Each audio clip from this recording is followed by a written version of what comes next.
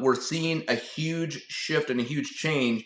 We're really starting to see these lists emerge now, and these products are becoming more mainstream. And I am thrilled to introduce my good friend, Brian Johnson, CEO of Synergy 360.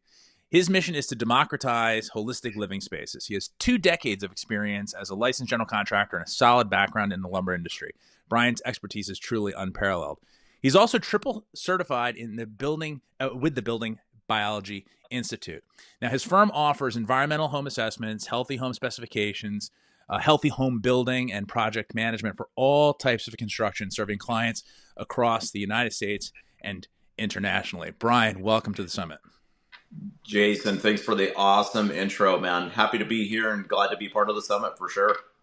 Hey there, sorry to jump in here, but really important. At the end of this video, there's a link that gives you access to a bonus package we put together that has all sorts of great resources. Pro-level notes, audio downloads, a fast start guide, as well as some additional resources from our speakers. You will not want to miss out on that. You can also find the link in the description below or at gotmoldsummit.com. So go claim yours today. Now back to the interview. Thank you. Well, it's a pleasure to have you here, and I always love our conversations. I always feel like we should be recording every single one of them. So, here's an opportunity for us to kind of riff about the stuff that we normally talk about in our spare time, in our fun time, Yes. actually. Yes. So, for the sake of the audience, give us a sort of a snapshot of your history. How did you end up in the healthy building industry, and why?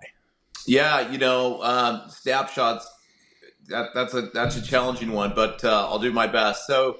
It's interesting. Back in '93, I started my career in the lumber industry, of all things, and I worked in big lumber mills, and I ended up becoming one of the lead graders. So I learned how to grade structural lumber for framing specifically. Here it is. I'm just kind of lining out my whole path ahead, not even knowing it. Worked for the company, certified lumber grader.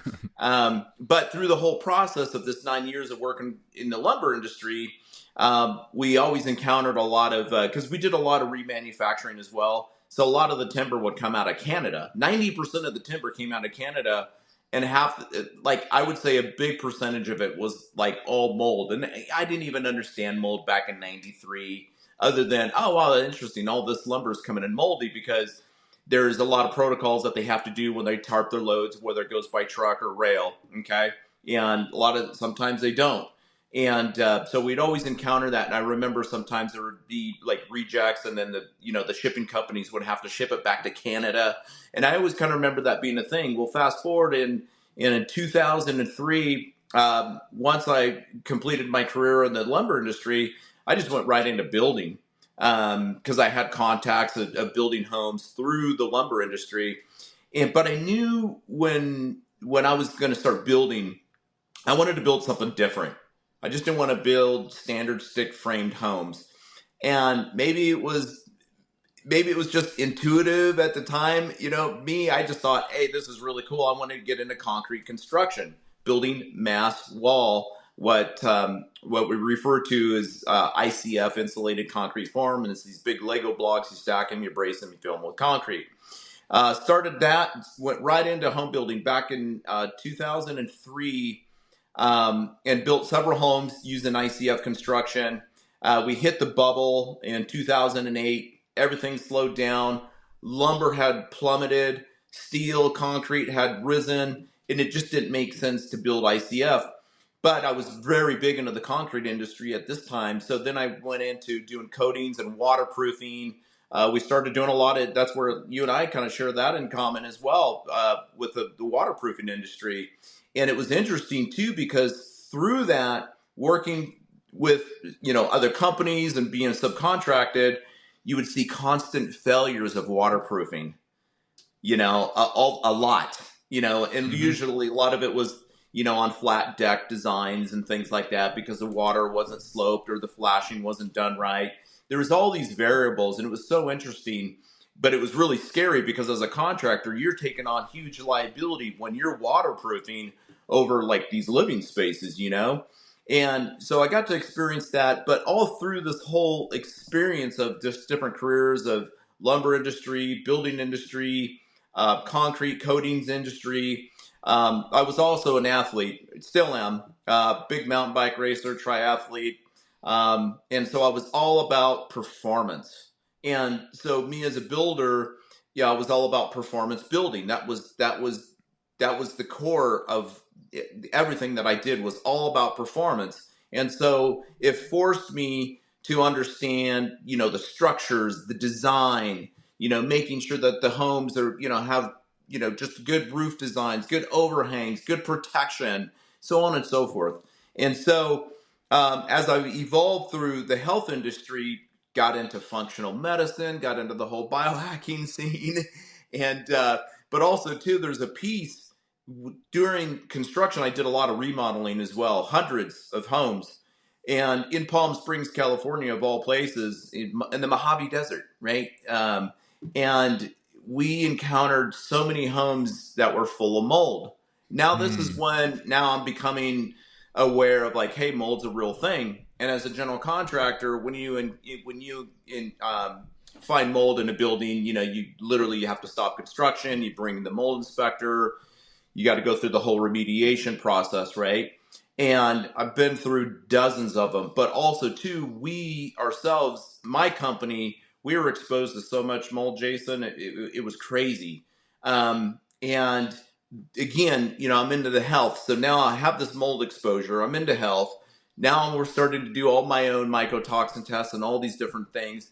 And my levels were really high. And it was specifically from the exposures to these environments. There was no doubt. And also chemicals, because we did a lot of epoxies and chemical coatings and things like that. So all said, I know this was long-winded, but I was able to see every aspect of performance and lumber and the building industry and failures, and mold exposures and things like that. And so that's ultimately where Synergy 360 was born, was literally combining and bringing all that knowledge together. And that's what we're doing today, is we're building structures. We're using methods, designs, materials.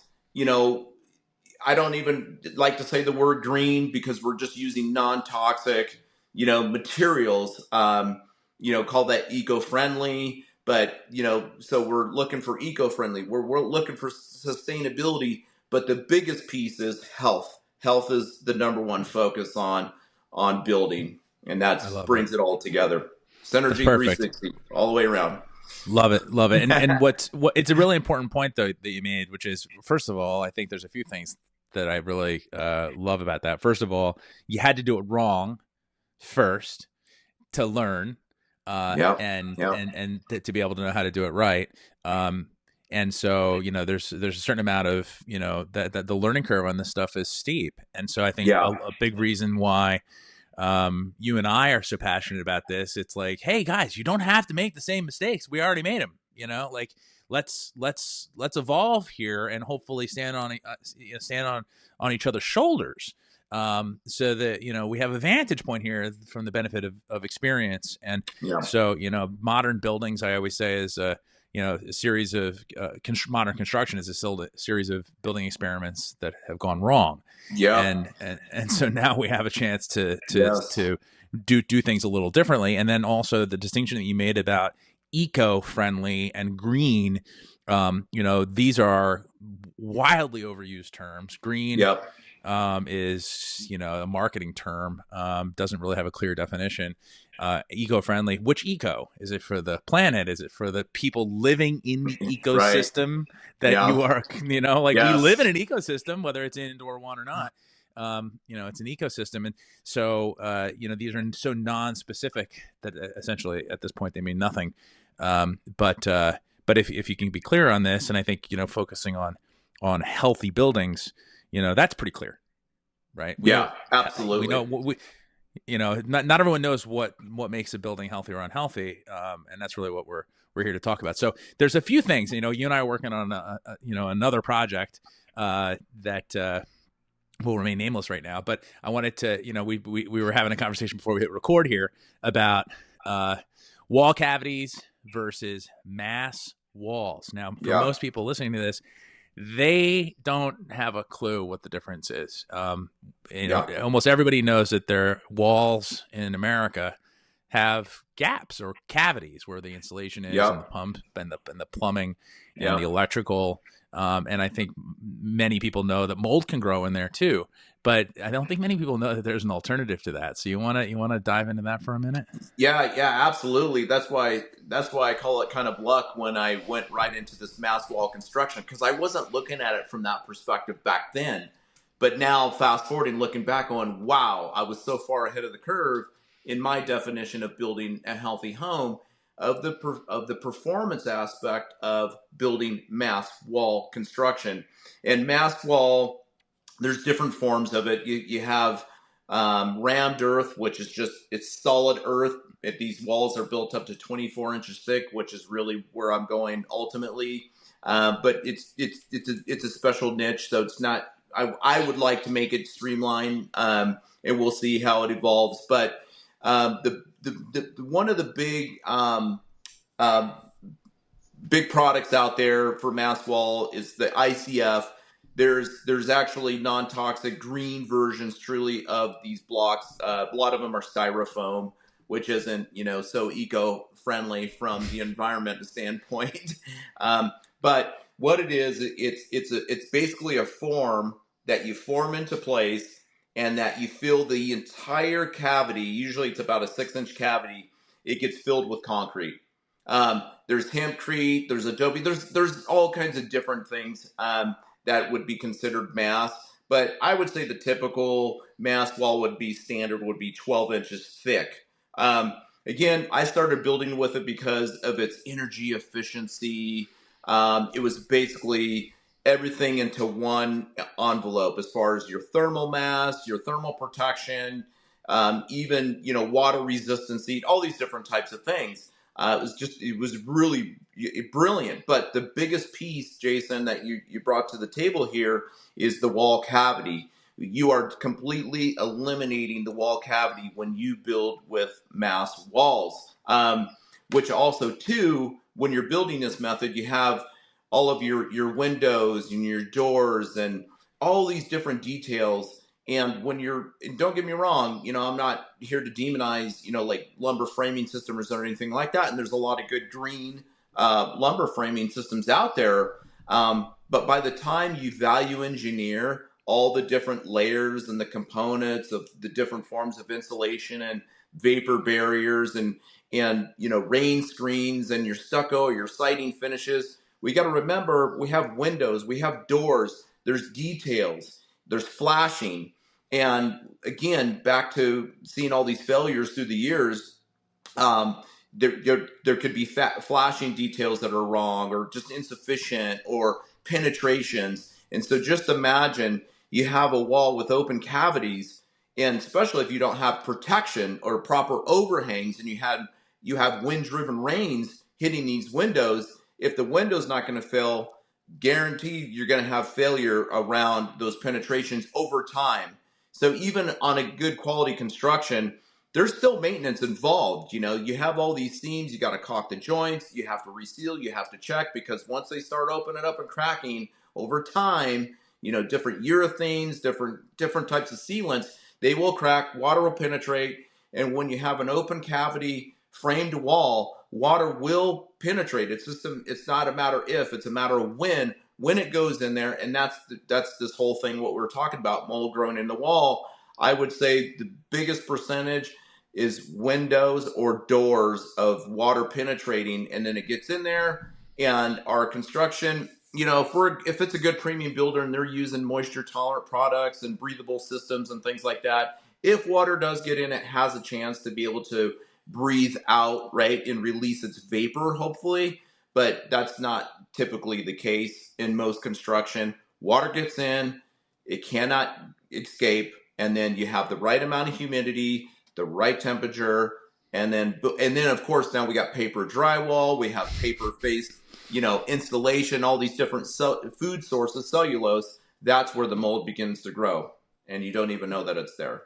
Yeah, not to mention OSB, which is basically wood, sawdust glued together, or wood chips glued together, right?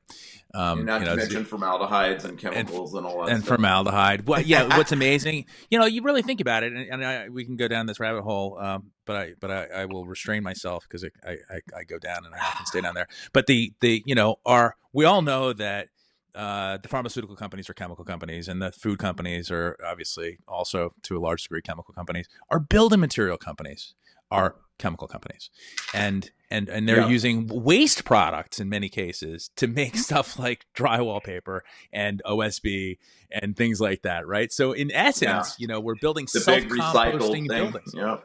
Yeah, Yep. recycled. I mean, come on. It's like so and these are the buildings that we pay enormous amounts of money for, right? These are often our largest investments. And I would argue, and I will assert that they are an extension of your immune system. This is so fundamental, right? And yet the building materials that we use are designed to have a short life. Whether Yeah. it be the 25-year shingle or the 10 or Yes. 15-year flat roof or the Yep. sheetrock, which is essentially paper mache.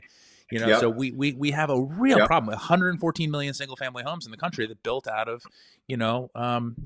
paper. And anyone who's heard me speak will recognize this, which is that even the dumbest of the three little pigs didn't build this house out of paper, but we do at scale. And Yes. so Yes. it's one of these crazy things. So mass walls, right? Now this is a very Yeah. uncommon thing. I mean, what percentage of the United States do you think is Oh, populated with mass wall construction? Just it, hazard a guess. What do you think? it, gosh, man, I would say under 5%. Yeah, You know, I would even go lower, man. I mean, who knows? yeah, I would love to see if there's any stats on that, but it's a very small number. yeah, And yeah. And when I include, again, all the different, there's a lot of new technologies or companies, or like I said, even rammed earth. That was kind of a big thing back in the day. You got these earth ships and all these different types of things. It's really making a big comeback, and so it's hard to say when you start comparing hempcrete homes and ICF homes and rammed earth homes. But yeah, you're right. It's a low percentage. Yeah. so when we're talking about this, I guess before we dive into some detail here, is there a big cost difference? You talked about the value engineering of different, the Yeah. assemblies, which are so complex, especially when you get Yes. into humid environments or extreme Yes. climates of any sort, whether that be extreme temperature, humidity, or both. God forbid, extreme temperature and humidity, and that's a really effective application for mass walls, right? And so the Oh, engineering involved in that is like you got to really think through everything, the detail, like you said. You have to have artisans doing the installation of these yes. materials, which, by the way, Yes. doesn't exist, does not happen Does anymore, right? not. It's day Yeah. labor that Yep. does this now Yes. these days. Yep. So what do you think the cost comparison is per square foot from between light frame construction? I'm talking high quality, right? I'm talking There you about go. buildings Yeah. that are high quality light frame, in other words, stick built, and mass wall without Yeah. all the crazy finishes. Just apples to apples as best you can.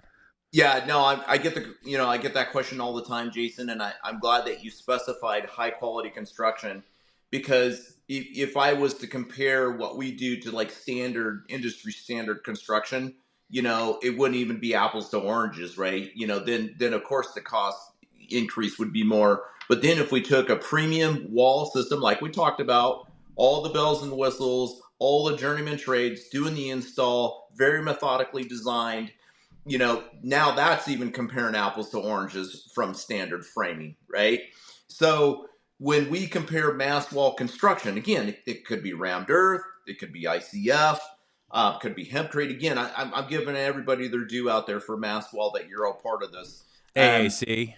Yeah, AAC, yeah, absolutely. Everybody in that mass wall that's developing something like this, they're on the right path with this whole thing, and that's why I'm so happy to be part of it. Just really getting the word out there and building these homes and just whatever. But I get the question all the time, and so you'd be surprised. I would say that our building cost per square foot from the actual wall system. And we'll talk more about like different building systems within that envelope. But I would say we're within a 5% margin. Wow. At least, if not even almost breaking even. And that's just from the initial building cost. You're going to make it up in a very short amount of time, 5, 10 years, 20 years. The cost, you're just going to keep increasing that cost because now you're building this very efficient, energy efficient home that requires less load of almost everything. Hey there, sorry to jump in here, but really important. At the end of this video, there's a link that gives you access to a bonus package we put together that has all sorts of great resources. Pro level notes, audio downloads, a fast start guide, as well as some additional resources from our speakers. You will not want to miss out on that. You can also find the link in the description below or at gotmoldsummit.com. So go claim yours today. Now back to the interview.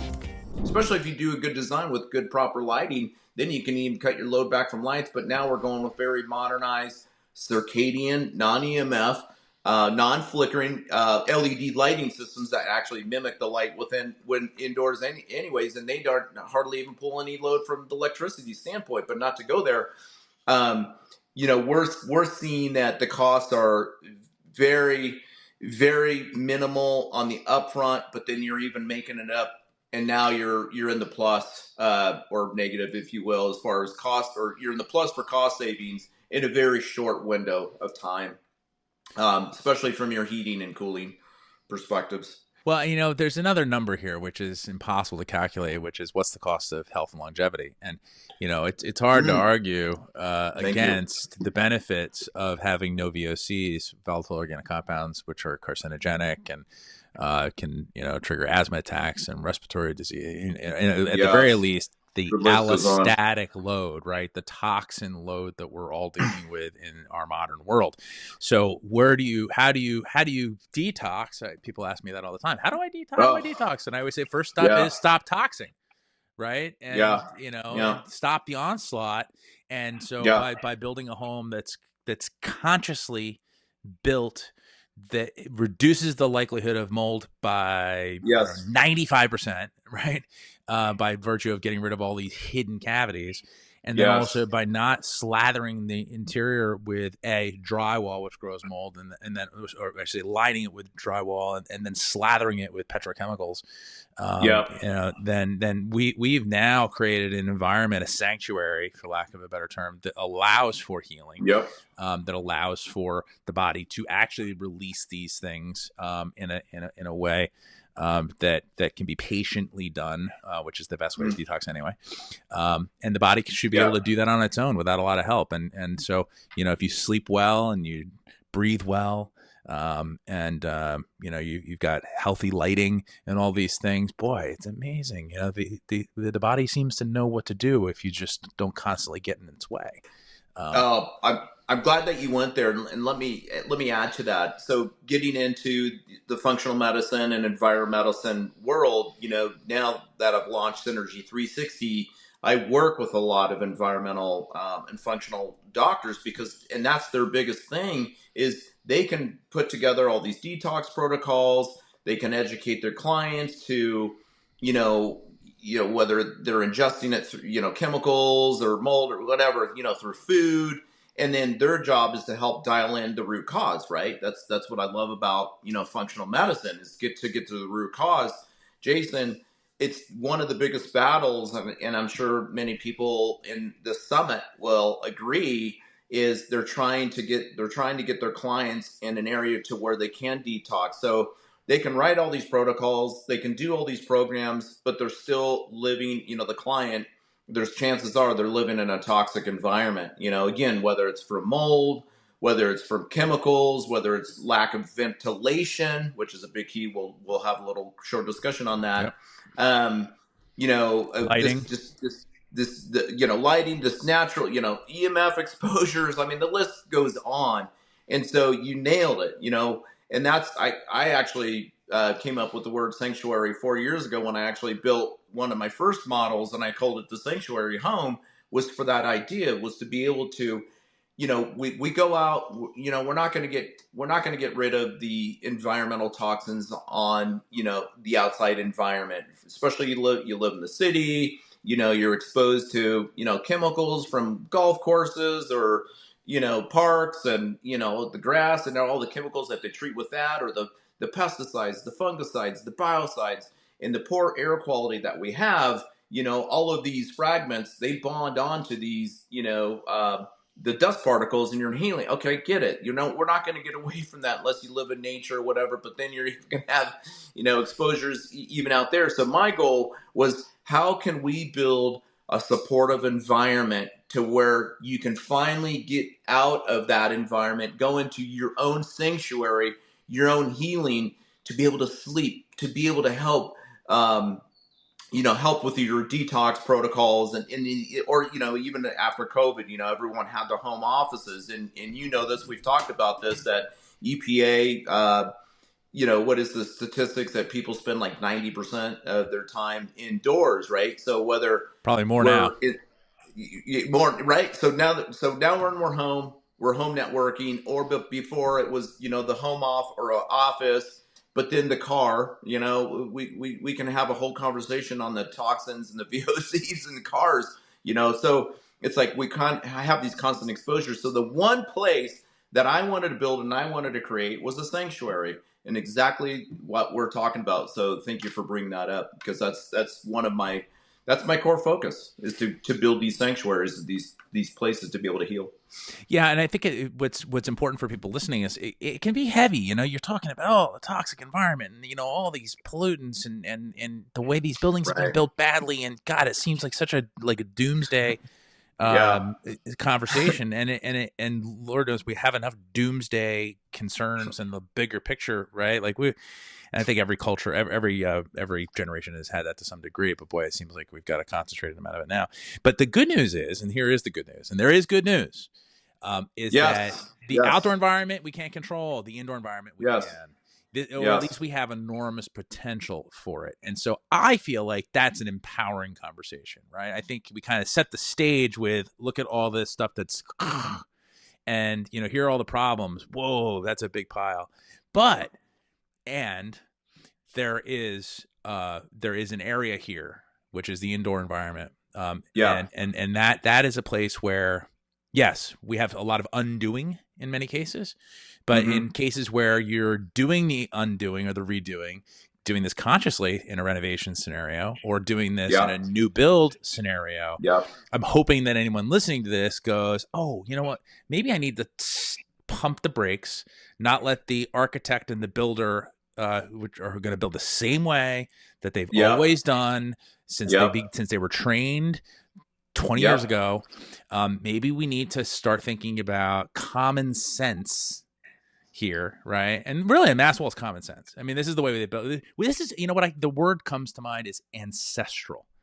What is old becomes new again, and so here we are looking at this, going, look at the way we're building. How cool this is! No, this is the way we lived before, before we had epidemic cancers and things like that. So we're not really doing anything new other than bringing in a modernized approach to the essentially the structures that our society was built on when we initially came out of the nomadic tribal sort of approach to things, and so. And then we, with the modern creature comforts and, some of the things that we've all become accustomed to, like of course, electricity and things like that, So and our cell phones. And our cell phones, right? Well, and by the way, again, by having the indoor environment straight, it allows for you to have these exposures that we know are questionable, that have, these things are cumulative. So why don't we take the ones out that we can control, that we're willing to let go of? Are we willing to let go of drywall? Yeah. Are we willing to let go of formaldehyde-based insulation? Are we willing to let go of polyurethane floor finishes and, these kinds of things and flame retardants? Are we willing to let go of those things? Because if you do, if you're willing to, then you can keep yourself on, and you'll do better. And so anyway, this is a soapbox I love to stand on, but I feel like you and I are kindred spirits here. And I love just organically how we're moving through this, because also, you're talking about, education, awareness, not only to, our doctors, our clients, but like you nailed it, is the architects and the builders. Okay. And to let them know, hey, they're like those are like the number one targets that we want to go after. And it doesn't have to be Maxwell I'm not trying to push that agenda. However, I kind of am at the same time too, because I want to make it mainstream. But I don't want to throw it out to where, I don't want to say, well, hey, if I'm going to build a house, it's not mass wall, so it's not healthy. We're not saying that here. We're just saying we're kind of comparing costs and designs. But if we educate our engineers, engineers too, our engineers, our contractors, our designers, our architects, to say, hey, there's alternatives out there, to all these types of things in their design, and we can work together as a team for our client to build a healthier home. Also, as well, that's writing protocols. It's basically spec writing. So we're writing specs on how to build a healthy home, working in partnership with, for one, advocating for our client, being the spokes and the reps for our clients, but also two, working in suit with the architect, and then it goes out to build to the contractor, and then that way the contractor has this full set of plans with everything detailed out. And by the way, everyone, just full disclaimer, all these materials that we're talking about today on this webinar, they're readily available. They're out there. This isn't some product, again, with COVID, it was hard to get any building material at that time. But using this kind of a drywall versus this healthy drywall, this kind of a stick frame versus this ICF home, they're both the same amount of lead time to get today. So we're writing specs that are practical. These are almost off the, not quite off the shelf, but these are things when you order, you can have them in a timely manner to where you can construct these types of things. And Jason, I even want to take this a step further. We're educating our designers, our architects, and our contractors and our clients, but we need to go even higher. We need to look at, development. Matter of fact, I'm getting ready to start my own development here in Tucson, Arizona, but is to start working higher up with, we need to work from educating from the bottom up, but we also need to work from the top down, and that's where a lot of the big money comes from, development. And if we can really educate a lot of these investors, to where they're investing the money, going, hey, I want to put the money on contributing to a good cause of creating these healthy homes and redefine healthy building and healthy living.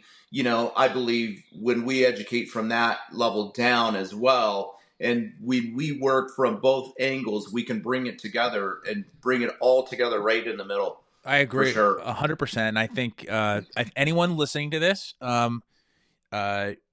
consider that consumer demand is what drives industry to make changes these days. It's not like it used to be where big brands make these decisions and force it down into the supply chain, force it down into retail.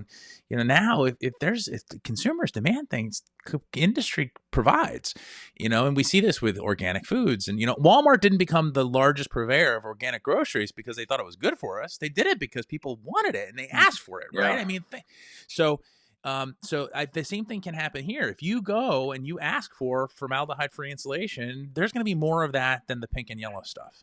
The more you ask for these things, I'm talking to people listening to this, the more the industry will rally around this. And similarly, by the way, I also think that there's an opportunity for legislation. So anyone listening to this that wants to reach out to me, I would love to Awesome. conspire to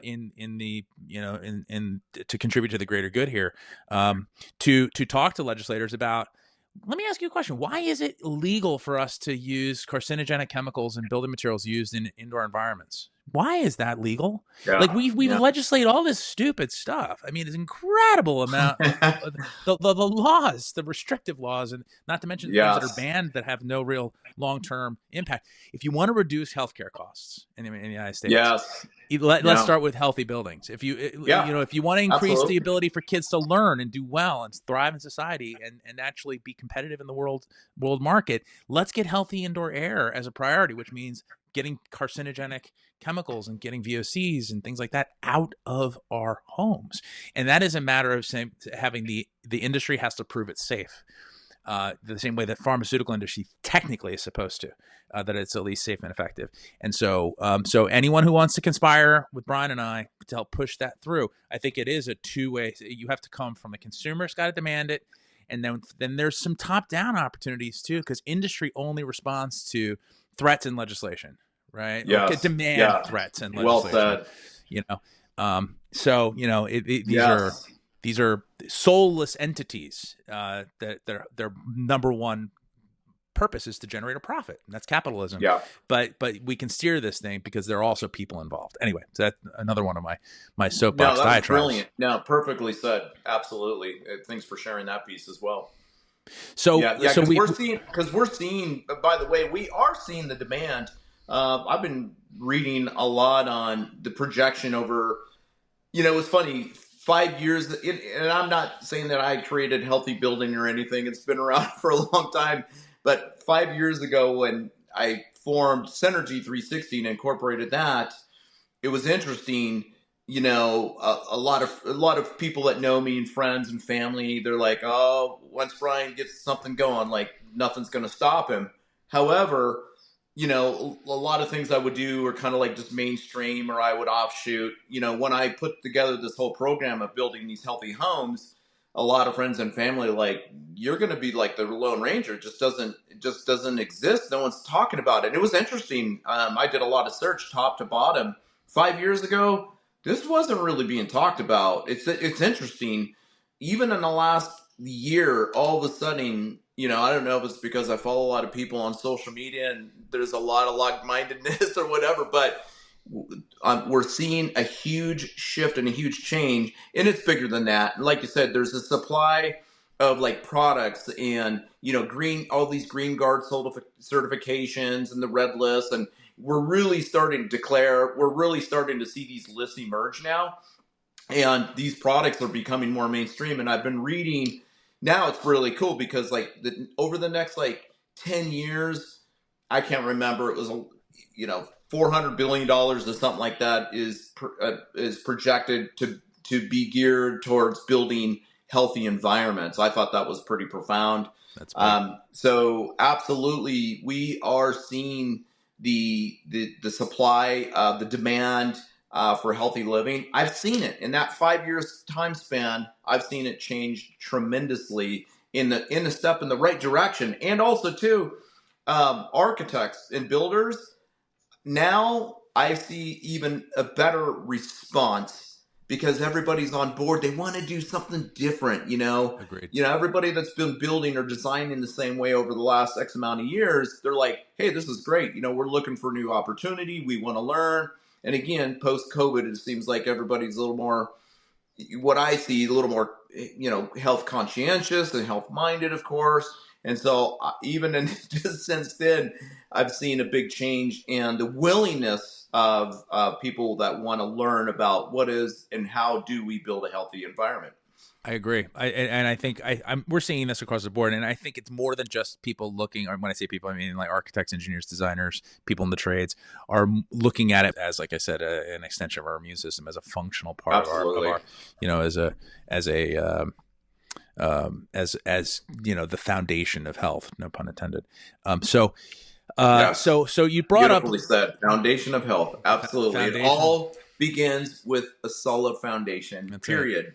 That's it. It's a foundation of health. It's the pillars, if you will, of health. Yes. So you said something earlier, which is I'm going to use as a segue to get into some other questions I've got for you. You said that you were doing work in the Mojave Desert. Now, this is not a humid climate.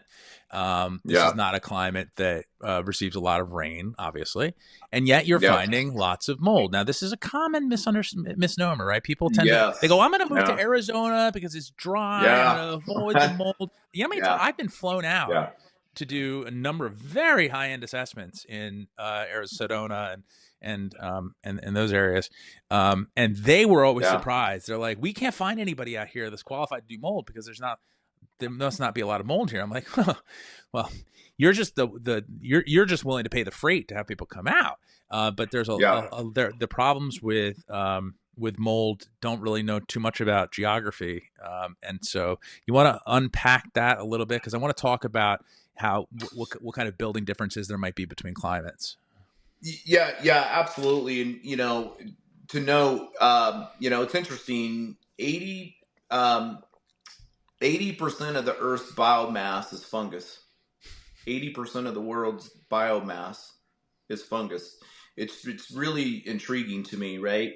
And I've been down all the rabbit holes. Hey there, sorry to jump in here, but really important. At the end of this video, there's a link that gives you access to a bonus package we put together that has all sorts of great resources. Pro level notes, audio downloads, a fast start guide, as well as some additional resources from our speakers. You will not want to miss out on that. You can also find the link in the description below or at gotmoldsummit.com. So go claim yours today. Now back to the interview. Going and understanding mold. I became a mold inspector myself, of course. Learning the microbiology, working with the best.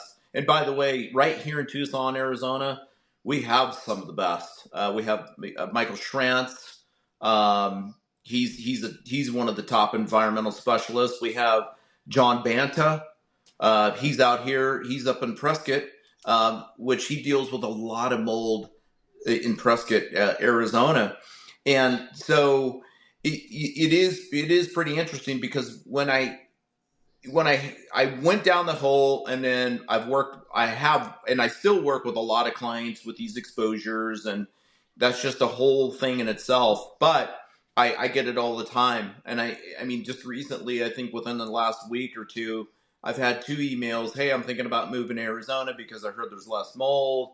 And it's like, no, the mold's everywhere, anywhere where we can create kind of an ideal temperature, and then we add water to it. And then again, we have that food source, because then it's going to create that perfect storm of humidity and then mold growth. And so like what I experienced in the Mojave Desert, we're talking right outside of Death Valley.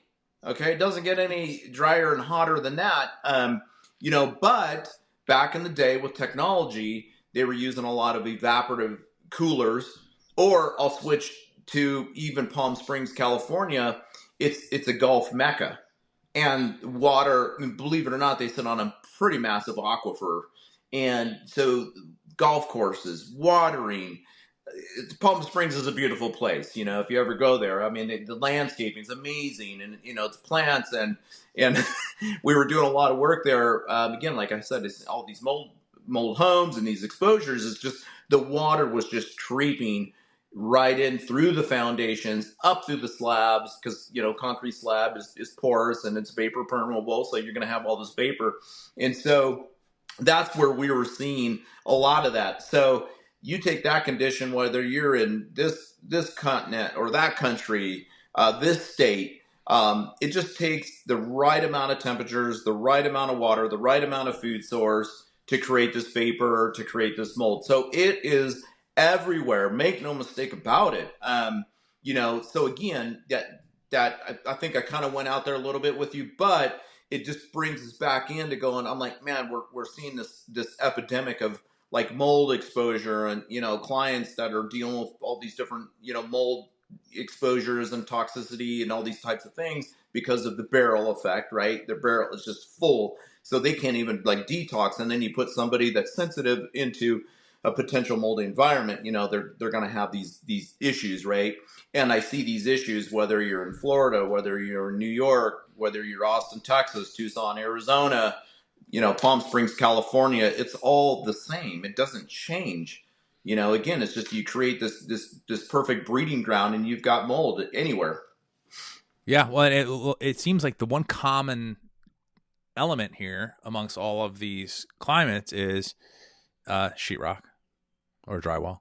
That's a big one. It's a big one. That's a big one. Light frame construction, where you've got it's crazy. Huge temperature and humidity differences between the inside and the outside, and so managing that moisture. We're dew point. We've had a couple of interviews in this series where we talk about humidity and dew point and things like that. So it's a kind of a strange concept for most people, but it's an important one, right?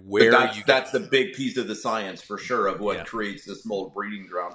So where moisture forms on surfaces that you can't see because these wall cavities and these wall assemblies are not put together in the right way, or there's too much humidity because of lifestyle, or because of just a lack of awareness around how we add and subtract moisture from our environment. So, we start looking at, again, what is the solution to these things? And you start going, well, kind of goes back down to the materials to a large degree, Yeah. And if let me just add to that piece. So one of the big things of mass wall, and that's why I'm really excited about more of rammed earth. In ICF has this as well. It's hydroscopic. It has what we call hydric mass buffering capabilities. Hygroscopic. Explain, define that for. So it's porous and it's breathable. So it will allow moisture. Okay, it allows moisture to pull in, but it also releases it equally as well. It does not hold it. It will evaporate. And that's what I like about we're talking about humidity. That's why I wanted to bring this little piece in with what you're talking about, because with these types of construction, just the wall assembly itself, this mass wall assembly itself, can help acclimate that environment of the temperature differentiation, creating the right dew point with the right humidity.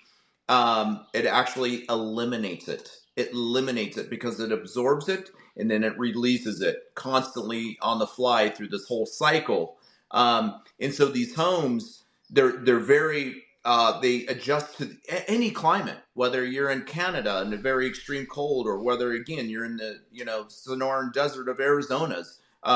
These help acclimatize these areas. Some fast wall, for example, that's an ICF ACC block. These types of characteristics are known in these different building systems, and that's a huge feature. That's why I wanted to bring it in just to this little segue piece that you brought up, because that's the goal: is how can we create building materials that help, to where we can eliminate the drywalls if possible. And by the way, everybody, there's super healthy drywall alternatives. I like to try to go plaster if we can. It's not so mainstream, but plaster also with the lime, and also too, clays. All of these materials have properties that are natural antifungal, because we didn't even get into the whole antimicrobial, and all these different additives that are chemical, that can help combat the potential bacteria or mold growth and different things like that. But yet now they're putting kind of a toxic. So the nice thing about these building materials that we're having a discussion about,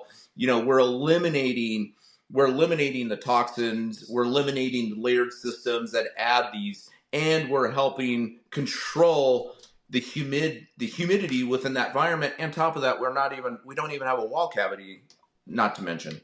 It's so simple. It's like almost painfully simple, and it does serve.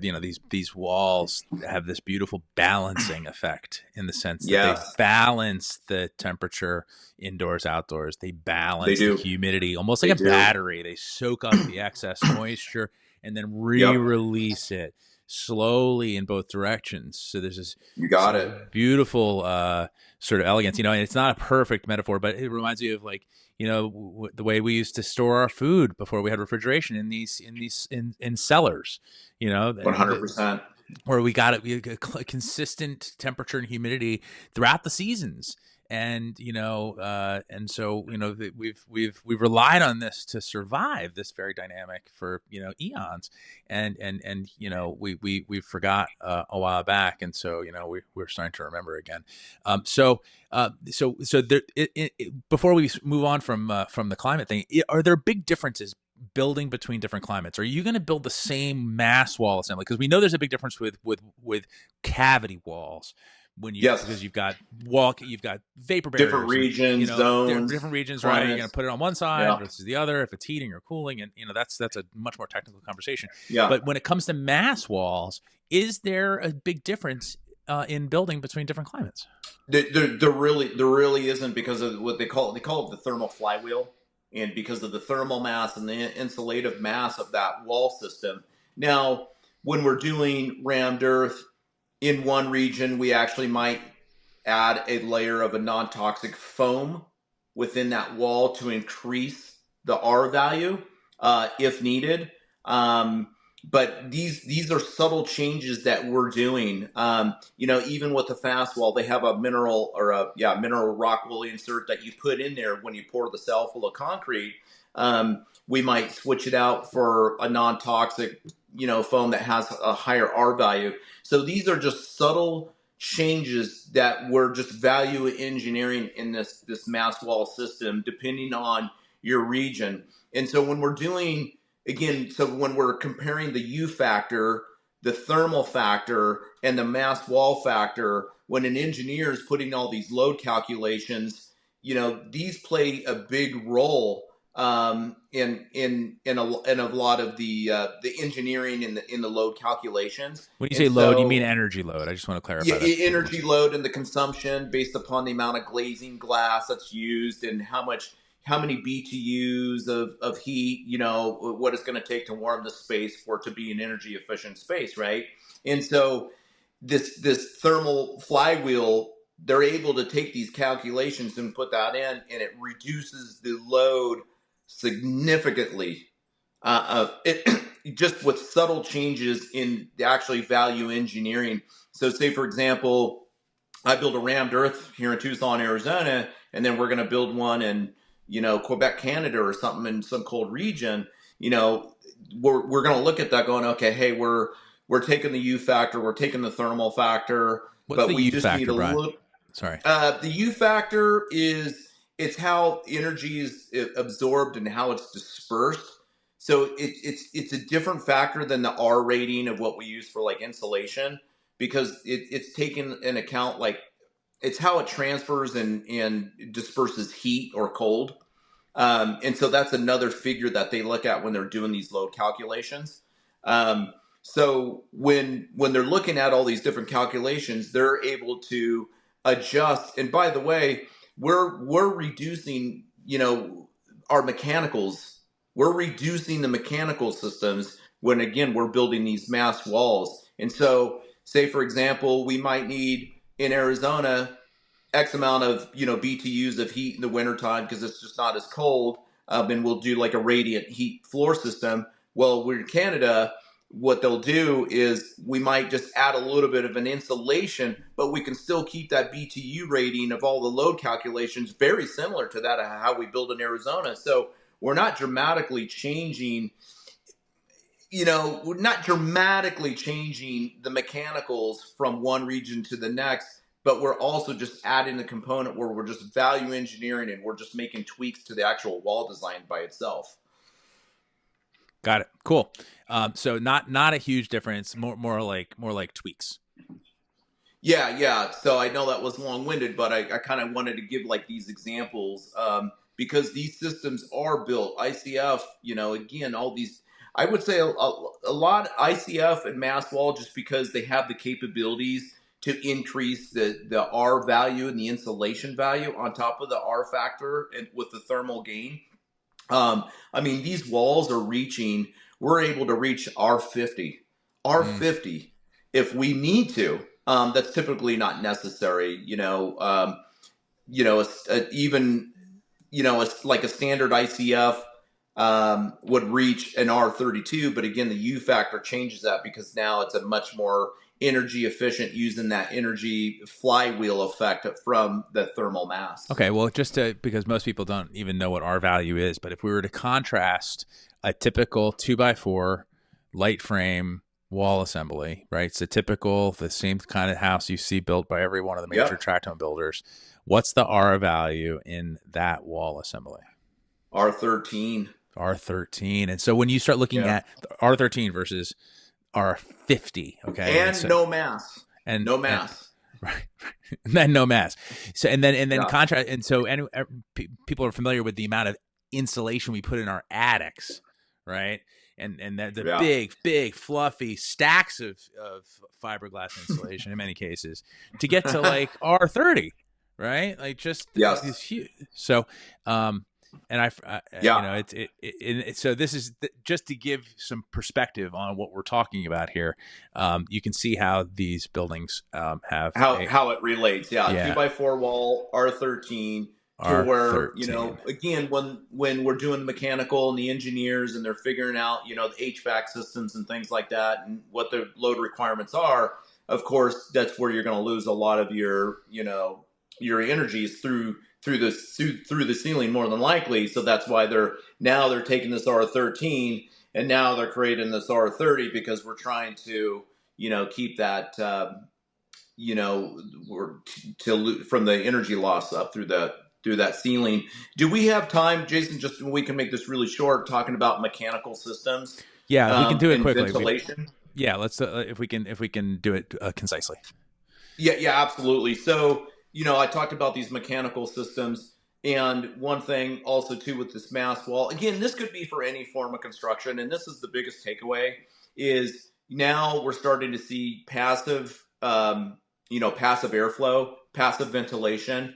And now it's becoming a pretty standardized where we're bringing in natural air aspirated through the HVAC system. And so then it's bringing in a small percentage and it's always circulating within that environment. Now we've come a long ways with that. A lot of companies are using ERVs, energy recovery ventilators, or HRVs, heat recovery ventilators. ERV seems to be the more popular one, and lately, but we're using these exchangers to bring in the natural air, whether it's hot or whether it's cool, and then the way that it mixes the air through this ERV, it actually helps climatize, and then it brings this fresh air back to this environment. And so the biggest takeaway that I wanted to share ultimately with everybody is ventilation is huge. Obviously, we're going to it's our air exchange, in our calculations of volume of space in a home. Not only from the perspective of condensation, which could potentially, again, lead to mold if you got a lot of paper, drywall, paper mache, just all those types of breeding grounds for mold. But not only from that, but also just from the aspect we talked about just lightly on VOCs, volatile organic compounds, from all the different chemicals that are used in the environment and building materials. It's nice to be able to have this air exchange because you're constantly moving and purging all of that toxic air back out, because then there's a vent. So it goes through a cycle. And I'm always a big advocate of making sure this ventilation is covering every bit of the house. We're talking the master, the walk-in closets, like even small, subtle spaces, you want to have this constant air exchange. So whether you're building a 2x4 framed home or whether you're building a 24-inch mass wall home, keep in mind ventilation is always key. So always working with your mechanicals.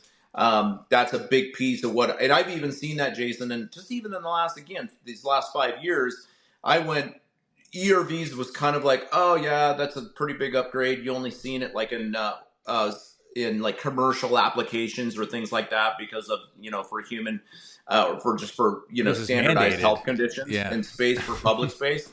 Yep. Now we're seeing the crossover of this into just in the last 5 years. So ERVs have become a big thing, or ventilation's become a big thing now. And so I just wanted to add that in. Ventilation is a really key point for any type of a home. Agreed. And I have also seen the same thing with ERVs and HRVs. We spoke with Corbett Lunsford from Builder Performance Workshop, Home Diagnosis TV, about ERVs in a previous episode.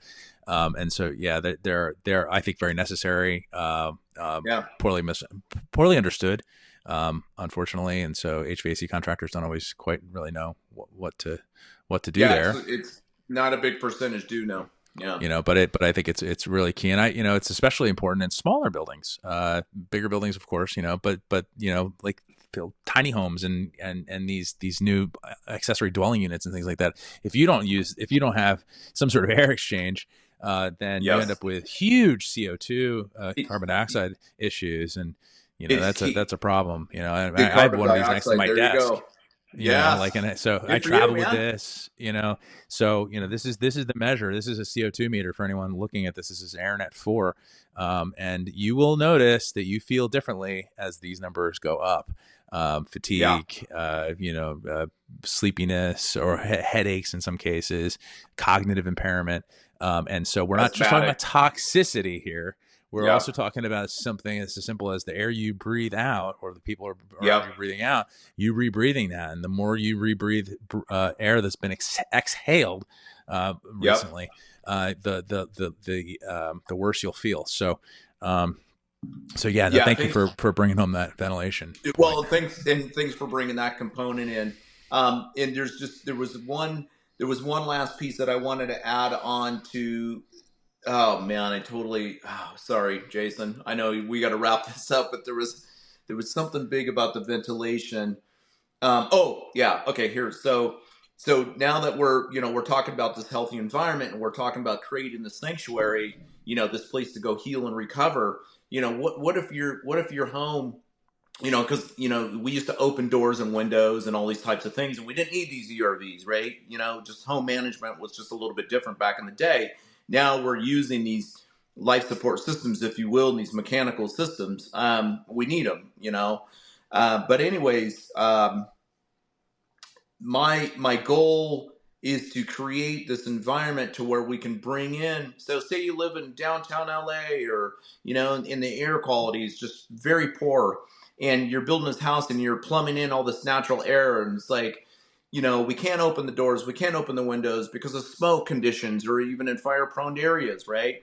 That's what's really nice about these systems, because they come so far. So not only are we ventilating using this outside air, but we're filtering it. And so it can go through a series of like different filters. You can use carbon filters, so you're able to pull out, the poor air, the smoke, and increase that air quality within the home using these sophisticated systems. And we didn't really get into filtration, but this is just a segue for future conversations, because when we are designing our HVAC systems, again, if we're using radiant heating and cooling, and we still need the ventilation using ERV, we still have to filter that outside air. So that's a really big, important piece here.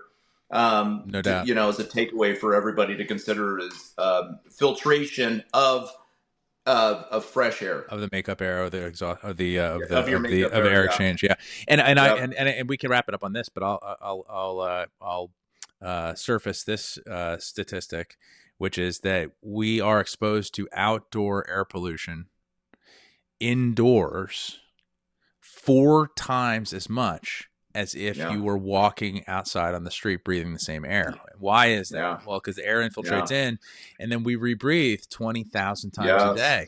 So people think Yep. indoor, outdoor air. Well, I'll open the window, get some fresh air in here, assuming it's fresh. Whatever outdoor air pollution there is, Yeah. you are literally going to rebreathe that 20,000 times a day, and so you are the exposure that you have, the real exposure, is a significant multiple of what you would get if you were just walking around outside.